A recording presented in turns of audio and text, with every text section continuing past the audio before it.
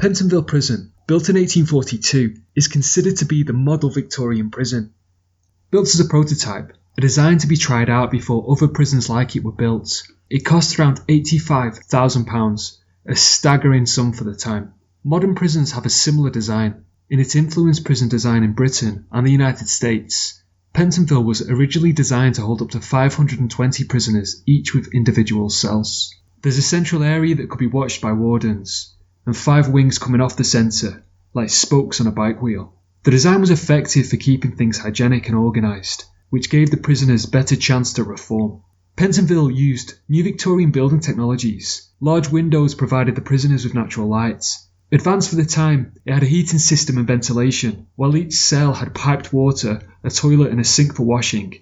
This ensured prisoners left their cells as little as possible, limiting contact with other prisoners.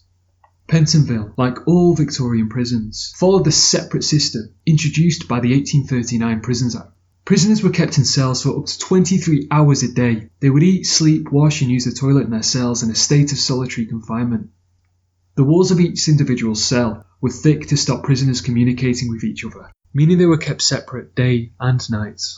Prisoners were meant to pay for their crimes. Hard labour was meant to punish prisoners, ensuring that prison was a horrible place. Hard labour was also meant to instill a work ethic in prisoners, so they adapted to long working hours and could hold down a job when released.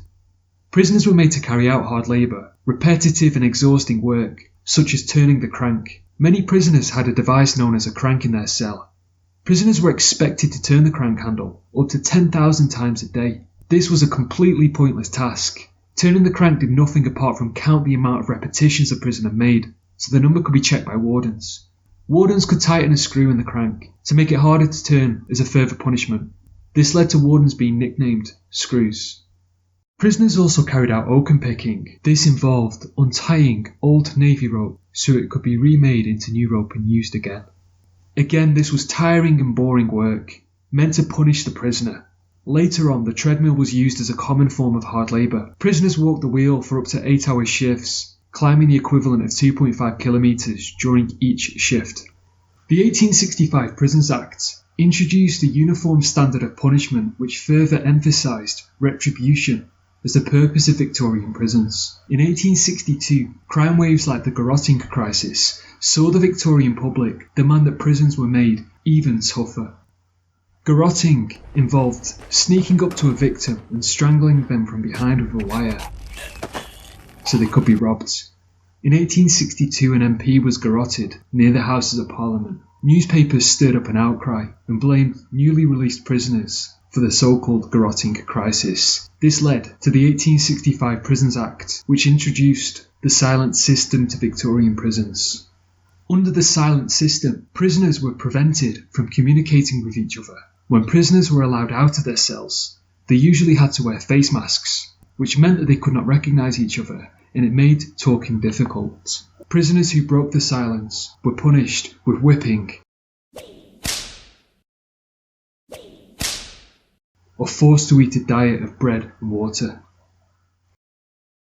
Sir Edmund Duquesne was a prison administrator. He famously said that prisons should be based on hard labour, hard fare and hard board. What he meant by this was a 12-hour workday, a boring and bland diet consisting of the same menu every day, and replacing prison hammocks with deliberately uncomfortable wooden beds. Prisoners were given time for exercise, so they were let out of their cells for a short period of time. But even on the exercise yard, the silent system was enforced. Prisoners wore the face masks, which meant that they had to hold onto a rope while walking around the yards. This stopped them from walking into each other, and holding onto the rope also ensured that prisoners were always a certain distance apart, making communication between prisoners more difficult. When prisoners went to chapel to receive religious teachings, they were kept separate by sitting in wooden booths known as coffins. The prisoners could not look at each other, they could only face forward, but could be seen by wardens at all times. The famous author and playwright Oscar Wilde was held in Pentonville in 1898, where he was forced to carry out hard labour. This is his account of his experiences, urging for reforms to the prison system.